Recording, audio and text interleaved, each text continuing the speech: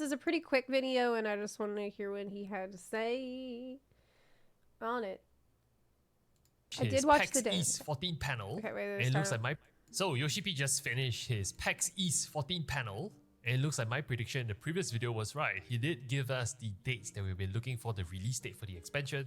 Early Yes, we access got the starting on release 28th date. of June and formal release on the 2nd of July. Now what's interesting is that Yoshi P also said 28th. that, hey, this is 1 week after Elden Ring's DLC release. So you folks have 1 week to play Elden Ring. And I remember when we initially had news about the dates regarding the fan festival for the China Fan Fest, there was a lot of discussions about when would Dawntrail really release, and a lot of people speculated that now we know it could coincide with the Elden Ring DLC. We and were guess talking what? about it Looks on like stream. Yoshi P is a fan of Elden Ring as well, or at least he's aware of the fact that a lot of us in the 14 community. Oh, he said that he's gonna play it. He said that he personally. I think it's hilarious because with Endwalker, he was saying, you know, he was apologizing for having to delay the release of the game, and he was like, "Oh my God, I'm so sorry. Like this is horrible that we have to push it 2 weeks later than we had intended." And then Dawntrail is like, "Well, it's gonna be a week later because I want to play Shadow of the Erd Tree." So, I mean, I know it's different whenever you haven't set the date yet, but. I'm excited that he's been playing Elden Ring because this tells me that he's gotten what's happened to him could also be what is happening to me right now, which is that Elden Ring has taught me how to love. Well, not taught me, but reminded me of how much I love pain and suffering. Maybe that's what's really going on with Dawntrail. Yoshi P just played a lot of Elden Ring. Is like, damn, you know what matters?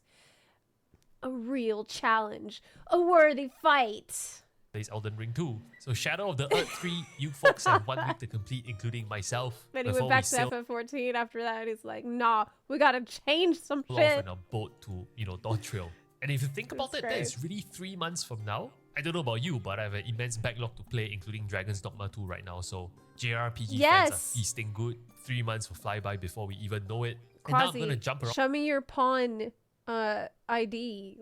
I'm trying to get all the streamer friends pawn IDs on his PAX East presentation. Maybe he posted on Twitter. Why Yoshi P has given me a reason to be excited about the Dawntrail expansion, and he was very, very explicit about this. So I won't give you the boring details about what's in the collector's edition. What can you get? How do you pre-order? That too. But I'll tell you what's. I skipped that too in my video. Oh my God, he's doing the same thing I did. I was like, I don't need to go over all this shit, okay? Like, I clipped out the part of my video where I was like, look, you can go to google.com and check this. Like, I cut that out because I felt like, okay, that's a bit much. Like, I don't need to be rude. But I did say, look, I don't need to go over all this. This isn't the point. Like, anyone can, if you want to know what the collector's edition is, like, you can find it out. Firstly, for the collector's edition, there's a wind-up Garnet minion. Now, if you have never played Final Fantasy IX, firstly, you should. I didn't. It's a great game. It's my favorite out of a lot of the Final Fantasy titles. Really? But Garnet and Ark are both very heavy throwbacks to Final Fantasy IX. And it's getting clearer and clearer that Dawntrail will have a lot of Final Fantasy IX references. And I was very excited about this in my previous video that Dawntrail would be a love letter to Final Fantasy IX. References the new information is okay. we got today only confirms I don't want it to be predictable though. My hypothesis that Final Fantasy IX would be heavily featured in the expansion. And Yoshi P himself even confirmed. This is so toxic, but before Endwalker, I decided to watch the entire playthrough of FF4 because I heard that the game would be based on FF4. And I really regret doing that because I feel like if I hadn't done that, then I would have been more surprised by what happened in the patch stories. That he said something to the extent of, well, you guys must be wondering what Final Fantasy IX will play in terms of a role, and that will be a secret for now.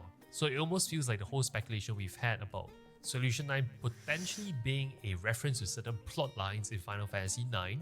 I wouldn't even be surprised if we see certain bosses that are a tribute to Final Fantasy IX endgame bosses. By the way, speaking about Final Fantasy IX, I cannot help but wonder whether Square Enix is also timing, Final Fantasy IX in a broader direction. A lot of people are speculating that. There's been a lot of rumors about Final Fantasy IX remake coming from They are Square Enix, definitely. this has been something on for many years already. Ever since there was a GeForce leak about the potential games coming to the remakes list and whatnot, Final Fantasy IX Remake was on a leak, so maybe Yeah. there's some leaks behind this now that we have confirmation essentially that Dawntrail is a reference to Final Fantasy IX in some sense. And again, if you don't know, Solution 9 is a reference to Zidane, the main character from Final Fantasy IX's limit break ability, also known as his trance ability.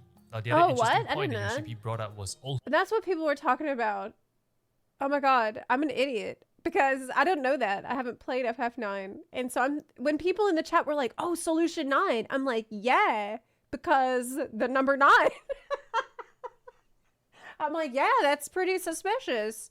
They both have the number 9. That is true. That's a pretty solid connection. a more fulfilling gaming experience when it comes to Dawntrail, meaning he's talking about his vision for the expansion, right? And he stressed there'll be more refined multiplayer gameplay, there'll be more large-scale duties, both of which is a reminder, I think, of the fact that they've been listening to this chatter in the 14 community that people are getting kind of bored and they kind of wish there was something like a Bossa Eureka large-scale multiplayer thing that really is the social glue that 14 is really looking for, a reason to log in, a reason to play with your friends. Yes. And while it's great, things that people have said on YouTube recently about Endwalker and general criticisms that certain YouTubers have shared candidly and honestly about the game, it seems like those are things that Yoshi P did value and is paying attention to after all. So that's nice to see that. If 14 allows us to go and play other games and we're all a beneficiary of that, I think Yoshi This P is himself great. is also admitting that, hey, we hear you, this is something that you want, and he has really confirmed at the FanFest keynote that large-scale duties are coming back, and he's reiterating that. The smugness is through the roof right now. Low-key have this... Look, you have to let me have this because I'm never right. Okay, this is like the only time that I've been right about anything. So I'm gonna enjoy being smug as much as possible. feeling that if they just work on all This is these my feedback, moment. Dawntrail will be a solid expansion. Like, yes, maybe the MSQs wouldn't be as good as Shadowbringer and Walker, but it's kind of unfair again because those expansions have the opportunity of relying on 10 years of story building to have a climax that absolutely blew everyone's mind. But I do think that the post-expansion launch patch content could potentially be better if they kind of take all the feedback in. At this point, I don't know how to phrase this. At this point, when it comes to Dawntrail, I don't care that much if the story is bad. Like, it actually doesn't matter that much in the long run. If the story sucks, welp, okay, you do it for a few days. But then what? What happens after that? Well, after that, you're going to be engaging with the actual content that the game has for 2 years. You're not going to be doing this Dawntrail story for 2 years. I mean, you probably can't even do it for 2 weeks. You might be able to do it for 2, maybe 3 days. So, like, this story... And besides, it doesn't even matter what happens in the story because I'm going to enjoy it because this is the Erinville expansion. This is the expansion that is all about Erinville and it's going to have Bunny Boy in every cutscene. So I honestly don't give a fuck. Like, it's going to be good for me. So, I mean, I'll get mine. I'm getting mine for Dawntrail when it comes to the story. Like, we could have cutscenes where no one says anything. He's just like, hey girl, what's up? And I'll be like, oh my god, this story was so good. And it's clear that they have these 2 bullet points on their slide because they have been listening to you folks. Now, Yoshi P also had this kind of comment about he understands this vibe of staleness that has maybe seeped into Final Fantasy XIV in recent times. And I think the reference was something about the mechanics being too repetitive. Now, Yoshi P said, I feel sleepy in the battle content. He literally said, and he's like, while this is being translated of what he just said about how he gets sleepy in the content because it's so mundane and routine. He's standing on stage and he's like, like acting it out how sleepy he is in the content. I couldn't believe what he was doing. It was like he really took off his developer hat and put on a player hat. It was insane. Like, I've never Important heard him distinction talk here. like I that don't know before. whether it was translated properly. He said he on, was a little on eepy. the live broadcast. But I don't think he was referring to the difficulty of the game. I want to be very explicit here again because he was misquoted and I made a video on this channel. It's not about making the game more difficult. I think he is saying that he wants to explore fresh mechanics, new mechanics, never seen before mechanics that will keep players invested, that will let players redefine and improve themselves. I think that was what he was trying to imply. So he gave the example of the side-scrolling game in which there are no holes to fall into. Like, in a side-scrolling game, if there's a hole you could fall into, you need to jump over it, and that is the game. If there are no holes, then it's not. There's no failure state, so you cannot fail. Like, you can't. It's just there's no stress, but you can't really call that a game. And so the question with him giving that specific example, like we're down to a philosophical question here, aren't we? Like, if we're not going to call it difficulty, can you say, okay, is a side-scrolling game with no holes in it less difficult than one that has holes in it? I mean, yes. Yes, it is. I mean, am I wrong here? He said, okay, like if there's zero chance to fail in one situation, and then in another situation there is some chance to fail, then the situation where you could fail, I mean, I personally would call that more difficult, but he has not used those words. He's been very careful not to say they want to make it more difficult. But I feel like it's a roundabout way. Okay, unpredictability creates interest. We want to overcome a challenge, not just walk from one point to another. Yes, absolutely. In my opinion, new and fresh mechanics will organically make a challenge a bit more difficult, since you need to figure out what is happening first. Yeah, but then it will be more fun. So I think what he's really trying to get across, and not wanting to use the word difficult and getting this across, is that, you know, adding the holes to the game,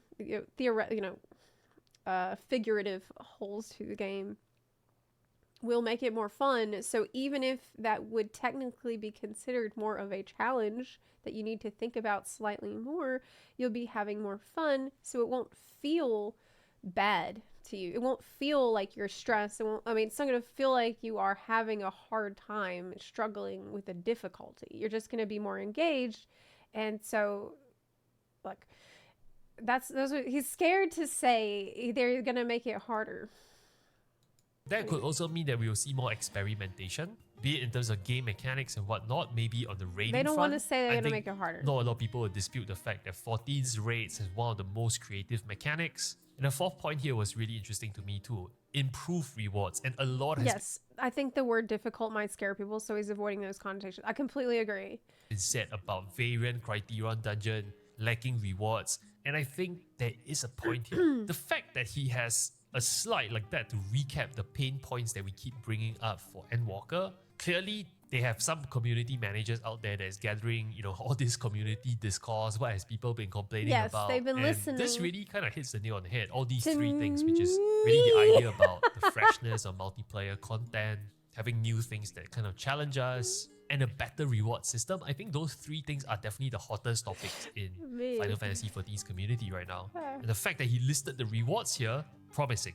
Because Variant Criterion Dungeon to me is a piece of content that was interesting. It's something that they have never tried before. And I think there's a lot of promise. I actually had a lot of fun doing this dungeon. What rewards? Because I talked about this in my video. When he talked about the rewards, the only specific rewards that they mentioned was mounts and gear. And he said that it was odd that he said, since Realm Reborn, we were unable to increase the number of rewards. That was an odd thing for him to say, and I didn't mention that in my videos being odd, but why not? What's the problem? Like, I don't understand. Why was it the case that since Realm Reborn, they could not increase the number of rewards in terms of gear or mounts. What was the problem with adding more? Was this a technical problem? Like, did the spaghetti code just eat up and destroy any time they tried to add an extra reward to the game? Like, I do not understand. I do not understand. Is it inventory limitations? Is it netcode? I had a lot of fun exploring the different routes, figuring out how do you get to the different routes, and there was even a secret boss in one of them. But it's I good. thought it was super cool. Overall, it's good. It was just in vague. fact, I think the secret boss could potentially drop some cool secret boss only cosmetic items that will be really fun. And I get that they don't want to push the boundary too much. 14 has always been the kind of game that when they push the envelope, they'll push it slowly. They wouldn't be too drastic and kind of overcompensate here. It's like the opposite of what Blizzard does, where Blizzard uses a sledgehammer to fix problems. And FF14 uses like, I don't know, like a tiny hand to just like push it slightly with a love tap to make sure that it's, you know, everyone's okay with it before they push it further. But I think the fact that he's thinking about better rewards, hopefully that means that Variant Criterion Dungeon A drops maybe gear that allows you to gear up for Savage raiding or Ultimate raiding that will be useful, or maybe it gives you some exclusive stuff that is Variant Criterion Dungeon dependent, that is maybe... Oh my god, that's such a good conspiracy theory, Sarek. You said maybe it's pressure from the business to not give too much cool shit away for free so that people, like, they'll have more stuff for the shop, for the cash shop. Oh my god. I bet. I don't know if that's the case. I wonder if someone has gone through to see, have we gotten more cash shop stuff this time around compared to other expansions? Like, has there been an increase in the number of items in the cash shop? The amount, a piece of glamour. I wonder that. A reason, really. Someone to should repeat do the that content video. For Variant Criterion Dungeon for you to kind of partner up with your friends and to run it for the second, third, fourth, fifth time. I think the reward structure here is really important. And not yeah, it only that, doesn't sound like Yoshi P. Yeah, Yoshi P's not the type to think that way. I agree. The reward structure for various content also needs to be revisited. For I example, feel like it's probably some really, really weird reason why they were not able to add rewards. Island Sanctuary. I would be, if I get a chance to ask him questions, I will ask him that. Or even Alliance Raid. Could Alliance Raid help you gear up for ultimates? Could the gear from Alliance Raids be even more relevant? Are there different ways to gear up your ults? Or is there a faster way to gear up your ults? Things like that. I think the fact that he's putting down improved rewards here. Don't you need Savage Biss to get to the ultimate? Or am I wrong? Am I misremembering? I thought that like you have to do Savage and get all your Savage gear. Like the Alliance Raid gear is probably not gonna be enough for you. Mute. I have my fingers. Oh my god, you're right. I don't have ears. Oh my god. Oh my god, I forgot my ears today. Oh my god, it's because I was so eepy. That maybe we won't see drastic changes because everything from what I've learned about 14 as a game, there won't be drastic changes. But if they would just move the marker a little with each expansion, with each patch, towards the direction that, you know, I think Yoshi P is saying, that he hears the community saying, I think that's good enough for me. And obviously Yoshi P recaps what we can expect from the expansion. Everyone knows this already, there's nothing new here. And pre-orders will be open this month in just a couple of days from the release of this video, so you should be kind of excited about that. You can get because it. It also marks like the formal start of counting down It's to time. Dawntrail essentially. And It's I'm Dawntrail really time. hyped for the expansion launch. This will be my You second get it. formal start to an expansion since I played 14.